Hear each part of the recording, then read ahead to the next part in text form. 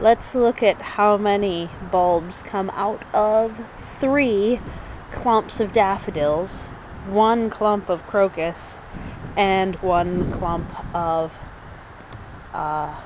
snowdrops, all overgrown, plus pulling back the red tarp and discovering that the echinacea had lived through just fine, and those are underneath these, because they came up earlier than the other echinacea, which means they're not ready for the actual weather outside of that tarp. But look at this.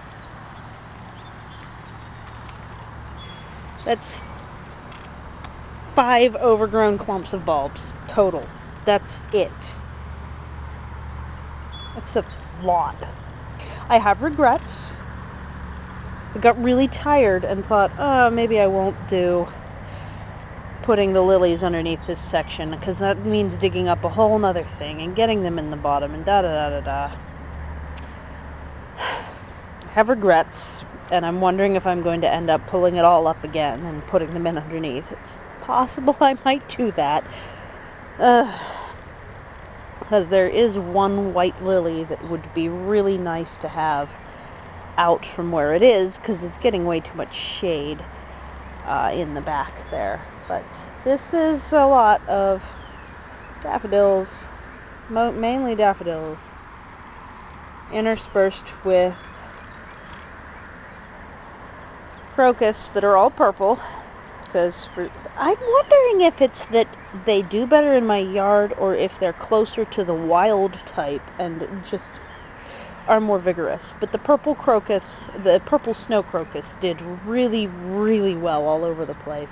And I got a balanced color mix, but all I ended up with is mostly purple and a couple other colors. It's really just a couple other colors. So that's what we're looking at here, and I would say that in about 4 years, this will be so densely grown that I'll have to tear it all out again anyway. So, I mean, I put them pretty close for as vigorous as this daffodil is. One of the things is though, I didn't document when I planted different rows of the garden, so these might just be really, really old varieties for me. So that's a lot. And let's look at the historic daffodils from down the street, because they're cute. Brex is actually selling these new, but I dug these out of an abandoned house that was built probably in about 1915. So I would say that these are, you know, they're marketing them this year as having been introduced in 1901. So those people might have been very well off to be able to get such a fancy thing as this in, you know, maybe the 20s, maybe the teens of the 1900s. So aren't they cute? And then they open up and they get gradually more yellow. And they bloomed on the 6th of April, and they've just slowly been opening more and more. So that was a really early form of double daffodils. And they're doing quite well, and the pollinators really like them, which is cute. Yeah, they open really slowly and yellow up really slowly. So like here's an earlier in its life cycle version, and it's still pretty green. But goodness, isn't that cute? And then I'd say this one is probably the most open. So, yep, tucked in between a whole bunch of hyacinths, which are a little late in their bloom and starting to be done, but still very cute. And I think these are English bluebells, but I'm not sure. These might be the English bluebells that are stuck underneath the planter here by accident. I didn't realize that there was still some bulbs, so I might have to see if I can get those out of there. But yeah, everything's doing really well here. And then the backyard, Of course, ignore the porch. Someday I'll be able to show you a nice looking porch, we'll see. These are just so... I can't get over how big those are. I have small hands, but still. Alright. Yeah, this is where it really hits you how many I have. And now the front yard's going to have something like this too.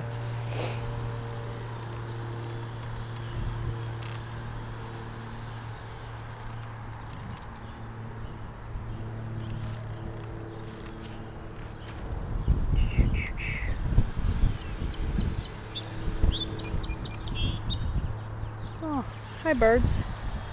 I've been sleeping with the windows open and they wake me up in the morning these last 2 days. It's so cute. It is so cute.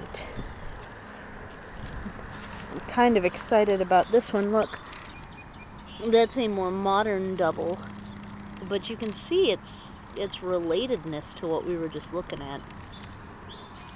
Of course, that's a very traditional one. And then over here we have... This will need thinned, and I'm really happy that it needs thinned because it's kind of the only large clump of double white. And what with weddings, a lot of times florists are really looking for whites, so the more of that I can have, the better. And look, these ones are kind of like a salmonish, pinkish color. They started off really peach. Yep. So, and then the white and yellow ones are into the cherry tree. And really short wind flowers. The Grecian type. So yeah, it's looking good back here and I'm happy about it. Also, my plum tree has started to put on buds, so it did really well with its transplant. That's great news right there. Happy about it. And the cherry tree is greening up, which is good because I was worried about it. It was just kind of pouring sap out of its trunks in the fall for no reason, no injury or anything, just... So hopefully that's not on its way out. But if it is, I'll replace it with something other than a cherry tree, I guess. And this is the cherry tree that had verticillium wilt. So last year it got to this point.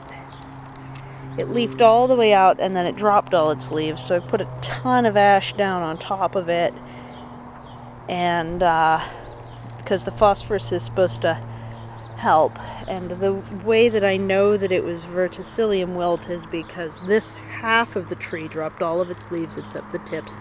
Then this half, and then the tips started curling. And that is the, like... That's kind of known as one of the telltale signs that that's what you're dealing with. Now, I was going to be very aggressively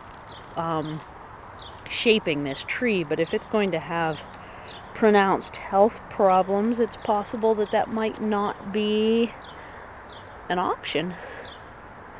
I might just have to let it get to... It is a dwarf, but a dwarf cherry tree is still like a 20-foot tall tree. So, I don't know. We'll see what I end up being able to do with this puppy, because it's already 10, 12 foot tall. And I was not planning on letting it get that big. I was planning on letting it get more like that. So, we'll see. We'll see how that does. I'm going to end up putting some more ash down around it, some nitrogen fixed ash this time to help kind of like give it a good health boost. Hopefully that won't spurt its growth too much. If it could just make it more disease resistant, that'd be great. But I do think we'll have blooms before too long. For example, the Juneberry, look how fuzzy. The little leaf sets are. But these eventually pop open to clusters of white flowers inside. And this whole section just gets covered in white flowers. I love it. I don't think the plum's anywhere near that phase. I think that the disease set back the maturity expectations on my cherry tree, so it's probably not going to be ready to do fruit set yet either. I learned more about properly harvesting pears, so if I get them again this year, I might actually get to taste a pear off of my how many year old now pear tree. It's got greening buds on it now too.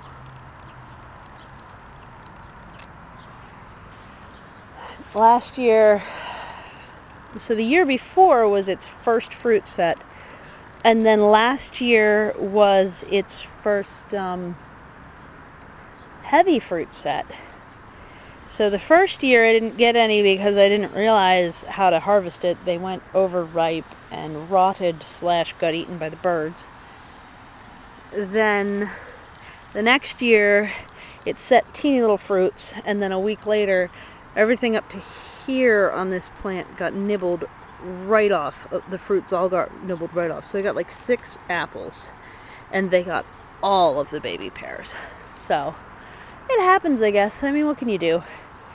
I'm looking forward to the trees coming to maturity again this year, and hopefully getting a bit more fruit. So these are obviously a Spalliard, and they were purchased as standard trees, and I've been able for 7 something like that years now, been able to keep them just this tall, which is about like 6-7 feet.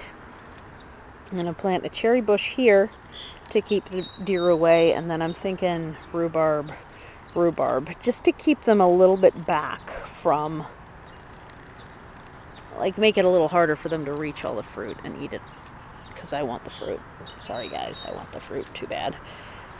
And that's what's going on.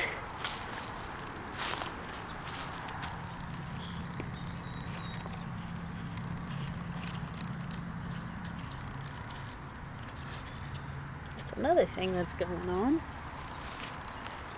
Yep. I think within a week I will probably be getting my bare roots plants. So I guess the more I can do to be ready for that, the better. The only thing I'm not super ready for, putting pawpaw kind of there, and I just passed the fence down there, and it's still just like tarped over and totally not ready, but oh well. And then I'm gonna put some of the hazelnuts all along here. Eventually I'd like to, I'm just gonna sneeze.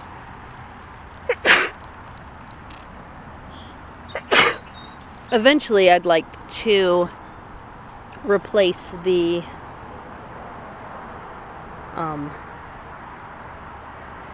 this is Rosa Sharon, and it is so invasive. It is crazy invasive. Okay, I'm allergic to something over here. There might be like mold or mildew in there. That's their compost bin. Huh.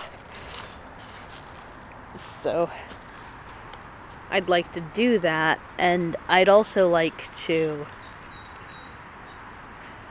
just like take care of the ivy back there. I tried to dig out the ivy that's back there, and I learned that it's not dirt over there, it's just stacked up rocks. So I guess that's how they created that high ground on the corner there. So he said I can do black tarp, because he also really hates ivy and didn't realize it was back there. So we're good. We're good. I'll get it out of there, because it's trying to climb up oak tree and kill it, and it's, whoa, I am not a flower. And you are a wasp.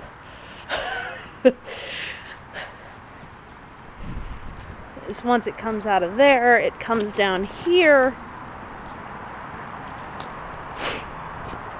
And it's only about 6 feet away. It's already most of the way down to the oak tree. And I've pulled a couple. There's still some of what I pulled off there. Oh wow, it looks like there's a crack going up the oak. I gotta go look at my oak again and see how it's doing. Poor thing. It's quite the tree.